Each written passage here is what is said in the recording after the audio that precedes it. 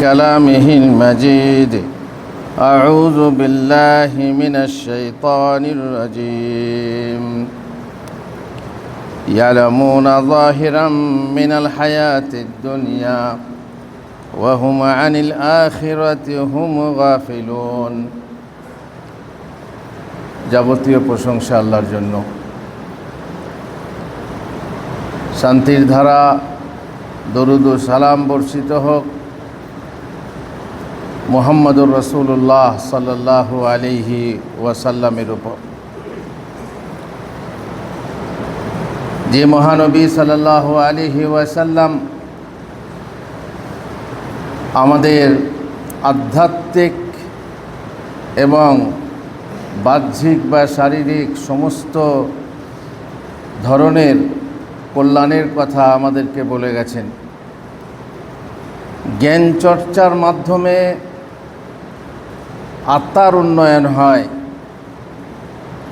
তিনি আমাদেরকে শিখিয়ে গেছেন। তিনি বলেছেন, তালাবুল ইলমি ফারিদাতুন আলা কুল্লি মুসলিম। প্রত্যেক মুসলমানের জন্য ধর্মীয় জ্ঞান শিক্ষা করা হচ্ছে ফরজ। এটা গরজ না, ফরজ। সুতরাং দুনিয়ার শিক্ষা কোনো সময়ে ফরজ, কোনো সময়ে গরজ, কিন্তু এই দিনের জ্ঞান, শরঈ জ্ঞান যেটা, সেটা কিন্তু অগ্রাধিকার প্রাপ্ত ফরজ। যে ফরজ পালন না করলে মানুষ আত্মার দিক থেকে বিশাল অনুন্নত থেকে যায়, ছোট থেকে যায়। আর মানুষ হওয়ার জন্য যদি এটা শিক্ষা না করে তাহলে সে মানুষ হতে পারবে না। আমরা সাধারণত মা বাবার কোলে বড় হই। শিশু প্রকৃতপক্ষে ইসলামী প্রকৃতি নিয়ে জন্ম নেয়, তারপরে মা বাবার শিক্ষাতে, পরিবেশের শিক্ষাতে নিজের চরিত্র পায়, অভ্যেস পায়, আর নিজের আমল পায়। মা বাবাই তাদেরকে, সেই সন্তানদেরকে ইহুদি বানায়, খ্রিস্টান বানায়, অথবা মুসলমান বানায়, অথবা অন্য কিছু বানায়। কিন্তু ইসলামের প্রকৃতি হচ্ছে সন্তানদের মা সেটাকে বদলে দেয়, বাবা সেটাকে বদলে দেয়। পেটে যখন সন্তান আসে তখন বাবা মায়ের এক একজনের এক এক রকমের আশা। খুবই কমে আছে যে বাবা মা একসাথে এক বাক্যে বলবে যে আমার ছেলেকে আমি এই বানাবো। মা যদি বলে আমার ছেলেকে মাদ্রাসায় পড়াবো, বাবা বলে না, আমি মিশনে পড়াবো বা স্কুল কলেজে পড়াবো। মাদ্রাসায় পড়ে কি হবে? কারণ মাদ্রাসার গুরুত্ব বাবার কাছে নেই। এরই বিপরীত হতে পারে। মা বলছে না, আমি ডাক্তার ইঞ্জিনিয়ার বানাবো, আর বাবা বলছে না, আমি মাদ্রাসায় পড়াবো। কারণ মাদ্রাসার গুরুত্ব তার জানা আছে। যার জানা নেই, মান জাহিলা শাইআন আদা। যে ব্যক্তি কোনো জিনিসকে না জানে সে তার একরকম দুশ্মন হয়ে যায়, সে সম্পর্কে জানে না। দেখুন কিভাবে মুসলমানদের বিরুদ্ধে অপপ্রচার চলছে। মুসলমানদেরকে ছোট্ট এবং ঘৃণ্য করা বলে প্রচার করা হচ্ছে, জানে না বলেই তো। মান জাহিলা শাইআন আদা। সেই রকমই যদি মাদ্রাসা সম্পর্কে জ্ঞান না থাকে, মাদ্রাসা শিক্ষায় কি আছে যদি সে জ্ঞান না থাকে, অথবা মাদ্রাসায় শিক্ষিত কোনো এক লোকের কুকৃতি দেখে থাকে, শুনে থাকে, তাহলে সে মাদ্রাসাকেই ভুল বুঝতে শেখে।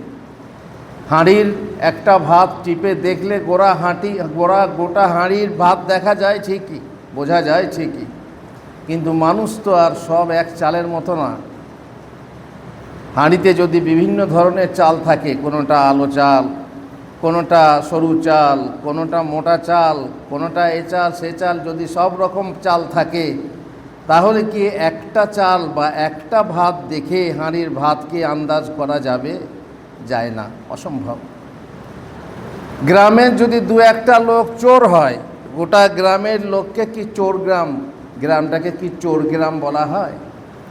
যদি সবাইকেই এক ওজনে এক মিজানে ওজন করা হয় তাহলে সেই বক্তাকে খেতে হয় চপেটাঘাত, সেই বক্তাকে খেতে হয় জুতো চোর যে চুরি করা হয়েছিল সেই জুতোর আঘাত তাকে খেতে হয়।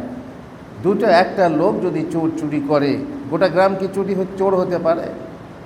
ঠিক সেই রকম মুসলমানদের যদি কোনো কুলাঙ্গার থেকে থাকে তো তার নাম ধরে সারা সমস্ত মুসলমানকে বজ্জাত প্রমাণ তো করতে পারবে না, বরং কথাই বলে তারা প্রকাশ করা, এটা হচ্ছে বেইনসাফ এবং অর্বাচীনের কাজ, মূর্খের কাজ, যে মূর্খরা জানে না, ফলে তারা এই ধরনের প্রচার করে থাকে।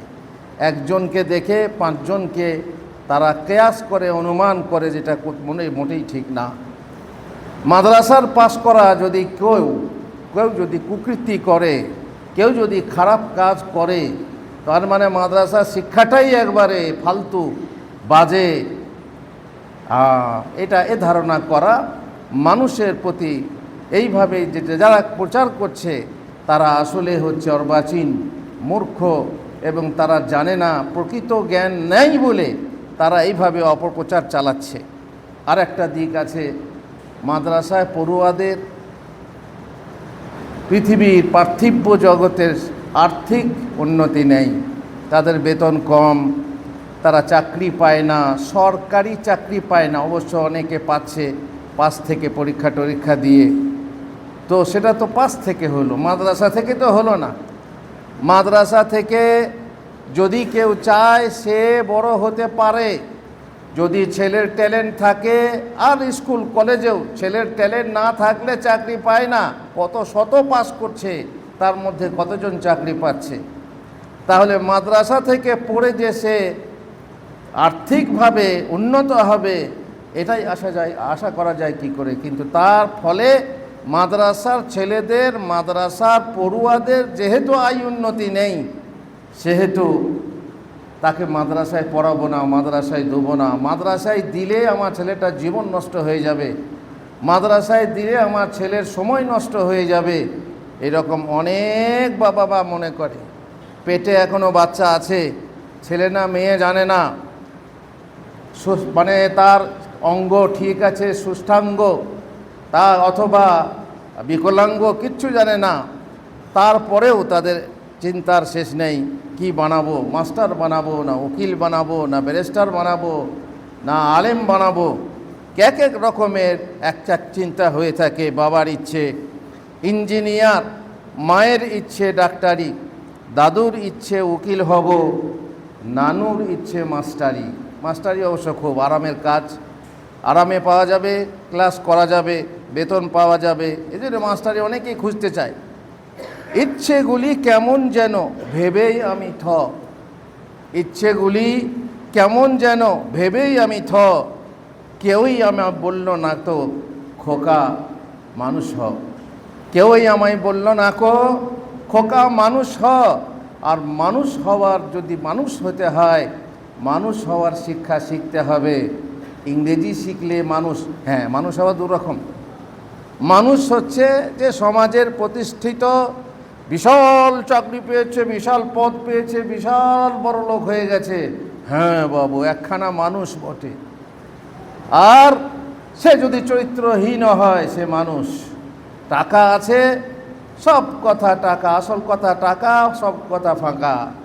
যার টাকা আছে তার টাকা কথা বলে, এই জন্য সে হচ্ছে বড় মানুষ, যেহেতু তার বড় টাকা আছে। আর এক মানুষ তার চরিত্র দিক থেকে মানুষ, তার ব্যবহারের দিক থেকে মানুষ, সে আল্লাহর কাছে মানুষ, সে আল্লাহর কাছে প্রিয় বান্দা, সেই মানুষ। এই মানুষ, যে মানুষ সকলের কাছে ভালো, সেই মানুষ হতে হলে কি করতে হবে?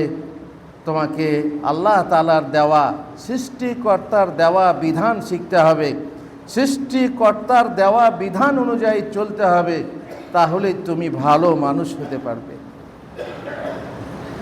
মা বোনেদেরকে আমি আবেদন করব, আমি বলছি না সব ছেলেকে মাদ্রাসায় পড়াতে হবে, সেটাই বলছি না। অনেক মা বাপ আছেন একটা ছেলেকেও না। কোনো কোনো বাড়িতে দেখবেন 5টা 7টা ছেলে, সবাই হয় হাফেজ না হয় আলেম, হয় হাফেজ না হয় আলেম। আল্লাহ তাদের দিন চালিয়ে দিচ্ছেন। আর কোনো কোনো বাড়িতে হাফেজ আলেম কেউ না, ডাক্তার ইঞ্জিনিয়ার বহু কিছু আছে, তাদের দুরবস্থার শেষ নেই, তাদের দুর্গতির ঠিক মানে শেষ নেই। তাদের কাউকে কাউকে বৃদ্ধাশ্রমের খোঁয়ারে বন্দি থাকতে হচ্ছে। এত বড় শিক্ষিত করেও অশিক্ষিতের মতো, মূর্খের মতো আচরণ করছে মা বাবার সাথে। কিন্তু আমি বলছি না যে মাদ্রাসা পড়ুয়াদের মধ্যে এমন কেউ নেই যে সবাই মা বাপকে ভালোবাসে, আমি সেটা বলছি না। থাকতে পারে কুলের কুলাঙ্গার, কিন্তু বেশিরভাগ যারা মাদ্রাসা পড়ুয়া এবং যারা মাদ্রাসাতে পড়ে বড় হয়েছে, সত্যপক্ষে আলেম হয়েছে, আর আলেম হবে সেই যে আমল করবে, সেই হচ্ছে আলেম, তাহলে সে কোনো দিন কোনো অবস্থাতেই তার মা বাবাকে বাইরে ফেলতে পারে না, নিজের কাছ থেকে ছুঁড়ে ফেলতে পারে না, দূরে ফেলতে পারে না। যতই স্ত্রী বলুক না কেন, অনেক সময় স্ত্রীর প্রলোভনে হয়, কিন্তু স্ত্রীকে সামলে নিয়েও সে মা বাপকে সঙ্গে রাখে, অথবা তাদেরকে কষ্ট দেয় না, তাদের যথাসাধ্য সেবা করে। এই মাদ্রাসার পড়ুয়া। সুতরাং যদি চেষ্টা করেন কমসে কম একটা, আবার এটা দেখলে হবে না যে সব থেকে যেটা অচল অচল, অধম অধম, এটা কিছু করে খেতে পারবে না রে, যা তুই মাদ্রাসায় পড়গা। সব থেকে বাছাই করা যেটা অধম, সেটাকে মাদ্রাসায় দেবেন, তাহলে মাদ্রাসা সে শিখবে কি? ভালো চলতে পারে না, ভালো বলতে পারে না, ভালো, তা সে মাদ্রাসায় পড়গা, মসজিদ ইমামতি করে খাবি না।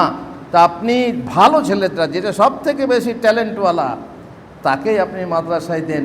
তবেই তো মাদ্রাসার মান উন্নয়ন হবে, তবেই তো সমাজের মান উন্নয়ন হবে, তবেই তো শিক্ষার, এই যে মাদ্রাসা শিক্ষার মান উন্নয়ন হবে। আর যত অচল অচল, অধম অধম যদি মাদ্রাসায় এসে পড়াশোনা করে, তাহলে তো বুঝতেই পাচ্ছেন, পাবলিক দেখে বলবে এসব অচলদের খোঁয়ার, অচলদের গোয়াল, এরা বলবে, এরা দেখেই বলবে। সুতরাং আপনি ভালো ছেলেটাকে মাদ্রাসায় দেওয়ার চেষ্টা করেন, তাহলে নিশ্চয়ই আলেম ভালো হবে, এবং শিক্ষা যদি ভালো হয় আপনারও ভালো হবে। আর দুনিয়া যদি চান, সেটা তো উচিত না। নিয়ত হতে হবে আল্লাহর দিনকে উচ্চ করা, আল্লাহর দিনকে প্রতিষ্ঠা করা, আল্লাহর দিনকে প্রচার করা, আল্লাহর দিনকে সঠিকভাবে পেশ করা, মানুষের মাঝে সঠিকভাবে উপস্থাপন করা। এটা যদি না হয়, তাহলে উদ্দেশ্য আপনার বৃথা যাবে। বহুমূল্য পরিচ্ছদ রতনভূষণ, নরের মাহাত্ম্য নারে করিতে বর্ধন, জ্ঞান পরিচ্ছদ আর ধর্ম অলঙ্কার, করে মাত্র মানুষের মহত্ব বিস্তার। নিশ্চয়ই আপনার যে ছেলে জ্ঞান হবে আর ধর্মের জ্ঞান হবে, সেই আসলেই মহত্ব লাভ করবে। আর ইলমের যে অনেক ফজিলত, সে বিষয়ে অন্য খুতবাতে বারবার বলেছি, আজকে হঠাৎ এলো, সেই জন্যই আরও দুটো কথা বলতে প্রয়াস পাচ্ছি। আর মাদ্রাসা ভিখারি বিদ্যা যে বদনাম আছে, আপনি ভাবছেন, আমার সামনে এক লোক বলেছে, আপনার একটা ছেলেকে মাদ্রাসায় দাও কেন? তো বলছে, আমার ছেলেকে কি ভিক্ষে করতে পারবো নাকি? ও তো ভিখারি বিদ্যা ছিল, এক সময় ছিল, এখনও আছে। ছেলেদেরকে ভিক্ষা করতে হয়, মানে মুষ্টির চাল আদায় করতে হয়। তা দেখে এই পথটাকেই ঘৃণা করে। কেন? এ পথের কোনো, ওরা আবার মাদ্রাসা শিক্ষাকে বন্ধ করতে চায়। আরে আমরা তোমাদের কাছে চাইনি, সরকারি সাহায্য চাইনি, তো সরকারের কি বলবো, আর ভাত দেওয়ার এ নয়, আর কিল মারবার ঘষাই, তো এরকম কিছু না। আমরা নিজেদের চেয়ে মেগেই আমাদের সমাজের মানুষরা আল্লাহর হক মাদ্রাসায় দিয়ে যাবে, তা নেই। যদি থাকতো, তাহলে এই বিদ্যাকে কেউ ভিখারি বিদ্যা বলতে পারতো না। এই ভিক্ষা, যেটাকে ভিক্ষা বলছো তুমি, সেটা আল্লাহর হক, তোমার হক নয়, তোমার ছেলে মেয়েরও হক নয়। আর যদি সেই হক মেরে খাচ্ছ, তাহলে দেখবে এক সময়ে সেই হক মারার কি শাস্তি হতে পারে, সেই হক মারার কি সাজা হতে পারে। সেই হক যেটা আল্লাহর হক, সেই হকটা তুমি দিয়ে যাওনি বলে আমাদেরকে তোমার দরজায় যেতে হচ্ছে। আর উল্টে চোর গৃহস্থকে ডাঁটে, উল্টে আমাদেরকে চোর বলছে, আমাদেরকে ভিখারি বলছে। ভিখারি বানাচ্ছ তুমিই ভিখারি বানাচ্ছ, উল্টে আবার ভিখারি বলছো। এই কারণেও অনেক মা বাবা তার ছেলেকে, তার লাডলে ছেলেকে ভিক্ষা করতে পাঠাবে না। অবশ্য এটা আমাদের ত্রুটি, আমাদের সমাজের ত্রুটি, আমাদের কমিটির ত্রুটি, আমাদের মাদ্রাসা কর্তৃপক্ষের ত্রুটি, যে ছেলেদেরকে যেটাকে নিচু পথ মনে করা হয় তার জন্যে অনেক লোক মাদ্রাসার শিক্ষাকে, মাদ্রাসার পথটাকে ঘৃণা করে। এরকম হওয়া উচিত না। সমাজ যতক্ষণ না উন্নত হয়েছে, আপনারা জানেন, নিশ্চয়ই জানেন, বহু বড় বড় যারা আছে তারা আমাদের, যারা বেশিরভাগ দান করে তারা মধ্যবিত্ত। যাদের কাঁড়ি কাঁড়ি টাকা আছে তারা দান করে না। যারা জাকাত, যাদের জাকাত লক্ষ লক্ষ টাকা জাকাত হবে, তারা জাকাত দেয় না। যাদের বহু ধান, মড়াই মড়াই গোলায় গোলায় ধান, তারা ওসর আদায় করে না। মধ্যবিত্ত কিছু মানুষ তারা ওসর আদায় করে, তারা জাকাত আদায় করে বলে মাদ্রাসাগুলো চলে। আর মাদ্রাসাগুলো চলবে, নিজে দিয়ে যাবে, সেটা আর অবসর হয় না। যায় যে আলেমরা যায়, যে আদায়কারীরা যায়, তারাও লাঞ্ছিত হয়। আর তারাও কত কথা শোনে, দেবে তো আল্লাহর হক, তার ওপরে 5টি কথা শুনিয়ে দেয়। চাষ করে গিয়েছিল তাই আদায় করতে এসেছে, কত রকম কথা শুনতে হয়। আল্লাহর জন্য নিজেকে লাঞ্ছিত করতে হয়। আর আল্লাহর জন্য যদি খুনও হতে হয়, আল্লাহর জন্য যদি জীবনও দিতে হয়, সেই মরণ, সেই জীবন যে কত আনন্দের তা বোঝাবার না। আল্লাহ তাআলা আমাদেরকে, আমাদের মান উন্নত করুন, আমাদেরকে বোঝার তৌফিক দেন, আমাদের গার্জেনদেরকে বোঝার তৌফিক দেন, আমাদের সমাজকে বোঝার তৌফিক দেন যে যে শিক্ষার পিছনে আমাদের সরকারি কোনো অনুদান নেই, সরকারি কোনো উৎসাহদান নেই, সেখানে আমাদেরকে করতে হবে। আর আমাদেরকে যেভাবে করতে হবে সেটা ভালো করে করতে হবে না। আমরাই যদি ঘরের চেরাগে ঘরে আগুন লাগিয়ে দিই, তাহলে এ দুঃখ রাখবো কার কাছে, এ কথা বলবো কার কাছে? সুতরাং আল্লাহ যেন আমাদেরকে তৌফিক দেন, এই কামনা করি। আর সমাজের যেন চোখ খোলে, সমাজের যেন তৌফিক লাভ হয়, সেই কামনা করি। রব্বানা আতিনা ফিদ দুনিয়া হাসানা ওয়া ফিল আখিরাতি হাসানা ওয়া কিনা আযাবান নার।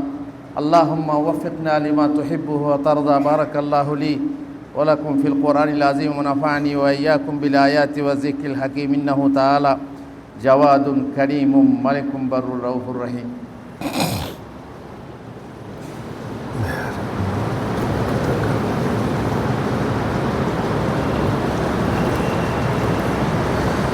আলহামদুলিল্লাহ ওয়াসসালাতু ওয়াসসালামু আলা রাসূলিল্লাহ ওয়া আলা আলিহি ওয়া সাহবিহি আজমাইন। আমরা দ্বীনি শিক্ষার কথা বলছিলাম যে দ্বীনি শিক্ষা শিখতে হবে। আর এই দ্বীনি শিক্ষার পথ কিন্তু ঘৃণার পথ নয়। সমাজে যেটা ঘৃণা মনে করা হয়, যেটাকে ঘৃণ্য মনে করা হয়, সেটা আসলে সম্মানের পথ। আর ঘৃণ্য তারাই মনে করে যারা নিজেরা ঘৃণ্য। তারা মানুষের কাছে সম্মানী হতে পারে, কিন্তু তারা আল্লাহর কাছে ঘৃণ্য। কাল কিয়ামতের দিনে বিচারের সময় দেখা যাবে কারা ঘৃণ্য আর কারা সম্মানীয়, কারা শ্রদ্ধেয় এবং কারা তাচ্ছিল্য পাওয়ার যোগ্য। কাল কিয়ামতের বিচারে বোঝা যাবে। সুতরাং এই শিক্ষাকে বড় মনে করে এই শিক্ষাতে আমাদের সন্তানকে দেওয়া দরকার। আর সেই শিক্ষার পেছনে যে খরচটা চলে, সেই খরচের ব্যবস্থা নিজেদের মধ্যে চালিয়ে নেওয়া। এবং চাঁদা যাকে বলে, চাঁদা তো দিতেই হয় না, খালি আল্লাহর হকটা দেবে। আল্লাহ তাআলা যেটা আছে, যেটা আল্লাহকে দিতে হবে, সেটার একটা পথ হচ্ছে মাদ্রাসা। সেই মাদ্রাসাকে দিয়ে মাদ্রাসাকে উন্নত করতে হবে, মাদ্রাসার শিক্ষার মান উন্নয়ন করতে হবে। তবেই হবে সমাজ সমৃদ্ধ, তবেই হবে এই নানা রকম কুসংস্কারে জড়িত সমাজ, তবেই সংস্কার পাবে। নচেত আমাদের কান্না ছাড়া আর কিছু নেই। দিন এসে গেছে, নিজেরাই বুঝতে পারছেন যে আমরা কতটা তাচ্ছিল্যের শিকার হয়েছি আর কতটা আমরা নিচের দিকে নামার দিকে চলেছি, সেটা আমাদের জ্ঞান এখন ফিরছে। সুতরাং আমাদেরকে প্রস্তুতি নিতে হবে। আমাদেরকে নিজের পায়ে দাঁড়াতে হবে, আমাদের শিক্ষার মান উন্নয়ন করতে হবে এবং জাতিকে সুশিক্ষিত করতে হবে, যাতে করে মানুষ দেখে মনে করে যে হ্যাঁ এরা মানুষ। যারা এতে শুধু মোল্লা মোল্লা করে যারা নাক ছিটকায়, তারা শুধু জিহাদি জিহাদি করে নাক না ছিটকায়, তার জন্য আমাদেরকে নিজে পরিচ্ছন্ন হতে হবে। আমাদেরকে দেখে দেখে তারা ঘৃণা করে, হাসপাতালে বেশি দেখে ঘৃণা করে, ট্রেনে বাসে টুপিওয়ালা দেখে ঘৃণা করে, সব জায়গাতেই এরা সংখ্যা বেড়ে যাচ্ছে কি করে, এদের মানে চিন্তার ভাঁজ কপালে। কিন্তু আসলে আমরা যদি বেশ সুশিক্ষিত হতাম, সুসভ্য হতাম, তাহলে অসভ্য বলার সুযোগটা আর পেত না। যারা অসভ্য জাতি বলে আমাদেরকে তাচ্ছিল্য করে, যারা মোল্লার জাত বলে আমাদেরকে তাচ্ছিল্য করে, তাদেরকে বুঝিয়ে দেওয়া দরকার যে আমরা হচ্ছি সুসভ্য জাতি, এর থেকে জাতি আর হয় না। ওয়ালা তাহিনু ওয়ালা তাহজানু ওয়া আনতুমুল আলাউনা ইন কুনতুম মুমিনিন। তোমরা নিজেদেরকে তুচ্ছ মনে করো না, হ্যাঁ মনে করো না, মন মারা হইও না, তোমরাই হচ্ছ পৃথিবীর সর্বোপরি। কিন্তু শর্ত হচ্ছে একটা, যে তোমাদেরকে মোমেন হতে হবে। মোমেন যাকে বলে, যার মানে শাব্দিক অর্থে মোমেন যে, সেই রকম মোমেন হলে তোমাদের সেই সম্মান লাভ হবে, যে সম্মান আল্লাহ তাআলা আমাদেরকে দিয়েছেন। পরিশেষে আজকের খুতবাতে কিছু কথা বর্তমান প্রেক্ষাপটকে সামনে রেখে বলতে চাই। সেটা হচ্ছে যে চারিদিকে ভয়ের পরিবেশ, এই ভয়ের পরিবেশ, আকাশ বাতাস যেন ভয় ও আতঙ্কে পরিপূর্ণ। বাড়ি থেকে বের হলে ফিরে আসার কোনো নিশ্চয়তা নেই। কোথায় যাব, কেউ অত্যাচার করবে, কেউ আমাকে গালি দেবে, কেউ আমাকে জোর করে আর কিছু বলবে ইত্যাদি ভয়। পথে ঘাটে অত্যাচারিত হওয়ার ভয়ানক আশঙ্কা, অন্যায়ভাবে কেউ আমার অপমান করবে তার আশঙ্কা, অন্যায়ভাবে কেউ আমার শ্লীলতাহানি করবে আমাদের মা বোনেদের আশঙ্কা, অন্যায়ভাবে কেউ আমাকে মারধর করবে নাকি তার ভয়, অন্যায়ভাবে কেউ আমাকে মেরে ফেলবে নাকি তার আশঙ্কা, ইত্যাদি নানা ধরনের আশঙ্কা মনের ভিতরে ঘুরঘুর করে। ঘর থেকে বাইরে পা দিলেই আমাদের সেই সমস্ত ভয় এসে ঘিরে ধরে। এই ভয়ঙ্কর পরিস্থিতিতে বাড়ি থেকে বের হতে হলে আপনি কয়েকটি কাজ করতে পারেন, আর তাতে আপনি নিশ্চিতভাবে মহান আল্লাহর হেফাজতে থাকবেন। আমাদের আল্লাহ ছাড়া আর কেউ নেই, আল্লাহ ছাড়া হেফাজতকারী কেউ নেই, কেউ সাহায্যকারী নেই যে সাহায্য করে আমাদেরকে রক্ষা করবে। আল্লাহ যদি চান তাহলে তিনিই যথেষ্ট। হাসবুনাল্লাহু ওয়া নি'মাল ওয়াকিল, হাসবুনাল্লাহু ওয়া নি'মাল ওয়াকিল। তিনিই যথেষ্ট, তিনিই আমাদের ওকিল, তিনিই আমাদের ভরসা, তিনিই আমাদের হেফাজতকারী। সুতরাং এ কথা আমি হয়তো বলেছি, অন্য খুতবাতেও বলেছি, আজকেও আবার সেইটা আমি স্মরণ করে দিতে চাচ্ছি। কারণ মন প্রাণ সবই যেন ব্যথাযুক্ত আর মর্মাহত দেখে শুনে। আর মিডিয়া খুললেই যে অবস্থা দেখা যায়, মনে আর চারিদিকে যেন তীর বিঁধছে। সেই জন্য আমি এই কথাগুলো আবার বলছি, মহান আল্লাহর উপরে ভরসা করুন। কোরআনে আছে লা তুবলাবুন্না ফি আমওয়ালিকুম ওয়া আনফুসিকুম, তোমাদের জানে মালে তোমাদেরকে পরীক্ষা নেওয়া হবে। ওয়ালা তাসমাউনা মিনাল্লাযিনা উতুল কিতাবা মিন ক্বাবলিকুম ওয়া মিনাল্লাযিনা আশরাকু আযান কাসীরা, আর অবশ্যই তোমরা আহলে কিতাব এবং মুশরিকিনদের কাছ থেকে বহু কষ্টের কথা শুনতে পাবে। ওয়া ইন তাসবিরু, প্রথম শর্ত হচ্ছে তোমরা ধৈর্য ধরবে, উস্কানিতে পা দিও না, প্ররোচনায় পা দিও না, ফিতনা ডেকে এনো না, সবুর করে নাও। যখন করার কিছু নেই তখন সবুর করো, ধৈর্য ধরো। ওয়া ইন তাসবিরু ওয়া তাত্তাকু, আর আল্লাহকে ভয় করো, আর তাদের ধর্মের কাউকে গালাগালি করে আল্লাহকে গালি দিও না, নবীকে গালি দিও না, প্রজ্ঞাভাবে গালি দিও না। ফাইন্না যালিকা মিন আজমিল উমুর, এটাই হচ্ছে দৃঢ় সংকল্পের কাজ। আপনি যখন বাড়ি থেকে বের হবেন তখন আপনি আল্লাহর উপরে ভরসা করে বের হন।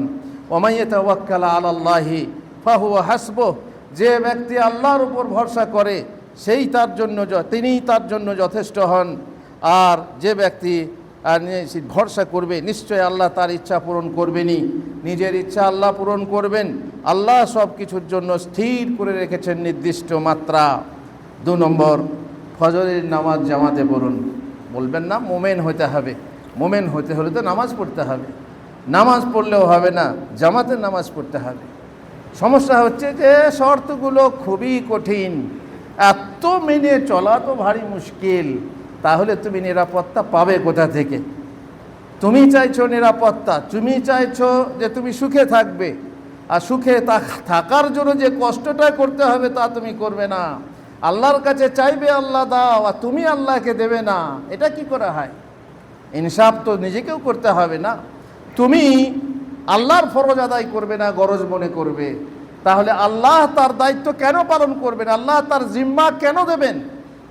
আল্লাহ তাআলা বলছেন, আল্লাহ রসুল সাল্লাল্লাহু আলাইহি সাল্লাম বলছেন, যে ব্যক্তি ফজরের নামাজ, মান সাল্লা সুবহা ফাহুয়া ফি জিম্মাতিল্লাহ, যে ব্যক্তি ফজরের নামাজ পড়লো, জামাত সহকারে পড়লো, সে ব্যক্তি আল্লাহর জিম্মায়, আল্লাহর দায়িত্বে হয়ে গেল। ফজরের নামাজ থেকে শুরু হলো আপনার দিন, সেই দিন হলো আপনার শুরু, আর সেই দিনটাকে সুন্দর করার জন্য ফজরের নামাজ পড়ে শুরু করতে হবে। তাহলে আপনি সারা দিন আল্লাহর হেফাজতে থাকবেন। নম্বর 3, সকাল সন্ধ্যার নিয়মিত জিকির পাঠ করুন। সকাল সন্ধ্যার যে নিয়মিত জিকির আছে সেই জিকির আপনি পাঠ করুন। আর বাড়ি থেকে বের হওয়ার সময় নির্দিষ্ট দোয়া পাঠ করুন। সেটা কি? লা হাওলা ওয়ালা কুওয়াতা, বিসমিল্লাহ তাওয়াক্কালতু আলাল্লাহ, লা হাওলা ওয়ালা কুওয়াতা ইল্লা বিল্লাহ। যদি আপনি এটা পাঠ করে বাড়ি থেকে বের হন, আল্লাহর পক্ষ থেকে আপনার হেফাজতকারী ফেরেশতা আপনার নিয়োজিত হয়ে যান।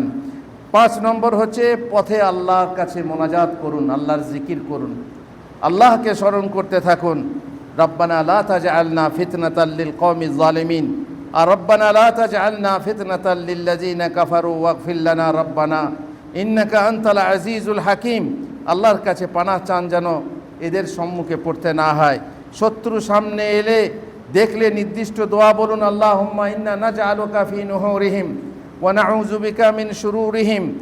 আর 7 নম্বর হলো, এরপরও যদি মহান আল্লাহ আপনার ইমানের পরীক্ষা চান, তাহলে হৃদয়কে ইমানে পরিপূর্ণ রেখে যদি আপনাকে কোনো কুফরি কথা বলতে হয় বলুন, আপনার জন্য জায়েজ। কুফরি কথা বলে আপনার নিজের জান বাঁচিয়ে নেন। 8 নম্বর হলো, সামর্থ্য থাকলে আত্মরক্ষা করার আপনার জন্য বৈধ, তাতে আপনাকে হত্যা করা হলে আপনি শহীদ হয়ে যাবেন। আপনি পারলেন না নিজেকে বাঁচাতে, আপনাকে মেরে দেওয়া হলো, তাহলে জেনে রাখেন যে আপনার মরণ হবে শহীদের মরণ। আর শেষ নম্বরটা হচ্ছে মহিলাদের জন্য, স্বামী অথবা মাহরাম ছাড়া কোনো মহিলা যেন একাকিনী সফর না যায়, না গুসকরা, না বোলপুর, আর না কলকাতা, আর না দিল্লি। আজকাল বহু মেয়ে দিল্লি যাচ্ছে একা একা, মাশাআল্লাহ, নিজের স্বার্থে দিল্লি যাচ্ছে একা একা। তো খবরদার না, একা একা সফর করো না। ধর্ষণের শিকার হতে পারো, আর যদি ধর্ষণের শিকার হও, লজ্জাতে যেন আত্মহত্যা না করো, কারণ আত্মহত্যা করা জায়েজ নয়, মহাপাপ।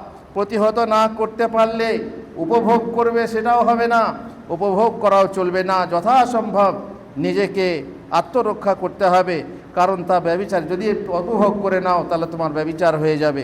আল্লাহ যেন আমাদের নারী সমাজকে, পুরুষকে, সকলকে সকল প্রকার ফিতনা ও বিপদ থেকে রক্ষা করুন। আল্লাহুম্মা আমিন। আল্লাহুম্মা ইন্না নাসআলুকাল আফওয়া ওয়াল আফিয়াতা ফিদ দুনিয়া ওয়াল আখিরাহ। আল্লাহুম্মা ইন্না নাসআলুকাল আফওয়া ওয়াল আফিয়াতা ফিদ দুনিয়া ওয়াল আখিরাহ। আল্লাহুম্মা লা তুসাল্লিত আলাইনা মান লা ইয়াখাফুকা ওয়া লা ইয়ারহামুনা। ربنا آتنا في الدنيا حسنة وفي الآخرة حسنة وقنا عذاب النار. اللهم صل على محمد وعلى آل محمد كما صليت على إبراهيم وعلى آل إبراهيم إنك حميد مجيد. اللهم بارك على محمد وعلى آل محمد كما باركت على إبراهيم وعلى آل إبراهيم إنك حميد مجيد.